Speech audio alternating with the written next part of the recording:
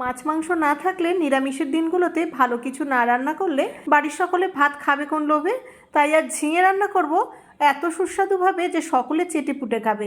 এর জন্য নিয়ে নিয়েছি আমি 3টে ঝিঙে। ঝিঙেগুলো একটু কচি হলে খেতে ভালো লাগবে। ঝিঙের গায়ে অল্প অল্প খোসা রেখে সরু সরু লম্বা লম্বা টুকরো করে কেটে নিয়েছি। আর নিয়ে নিলাম 1/2 টেবিল স্পুন কালো সর্ষে, 1/2 টেবিল স্পুন সাদা সর্ষে, 2টো কাঁচা লঙ্কা, সামান্য একটু নুন আর 1/2 কাপ মতো নারকেল একসাথে একদম মিহি করে বেটে নিতে হবে। এরপর কড়াইয়ে সর্ষের তেল গরম করে রেখে ঝিঙের টুকরোগুলোকে দিয়ে 4-5 মিনিট মতো ভেজে নেব। ঝিঙেগুলো কিন্তু এভাবে একটু ভেজে নিতে হবে, তা না হলে ঝিঙে থেকে একটা কাঁচা গন্ধ আসবে, খেতে একদম ভালো লাগবে না। ঝিঙেগুলো ভাজা হয়ে গেলে একটা টিফিন বাটির মধ্যে ঢেলে নিয়ে বাটা মশলাটা দিয়ে দিলাম পরিমাণ মতো নুন, অল্প হলুদ গুঁড়ো, সামান্য একটু চিনি আর কাঁচা সর্ষের তেল দিয়ে ভালো করে মেখে নিয়ে উপর থেকে কয়েকটা চেরা কাঁচা লঙ্কা দিয়ে টিফিন বক্সের ঢাকনা বন্ধ করে দিয়ে 15-20 মিনিট মতো রেখে দেবো। এরপর কড়াইয়ে জল গরম করে দিয়ে টিফিন বাটিটা বসিয়ে দিয়ে 20 মিনিট স্টিম করে নেব। এরপর টিফিন বাটি ঠান্ডা হলে পরিবেশন করুন।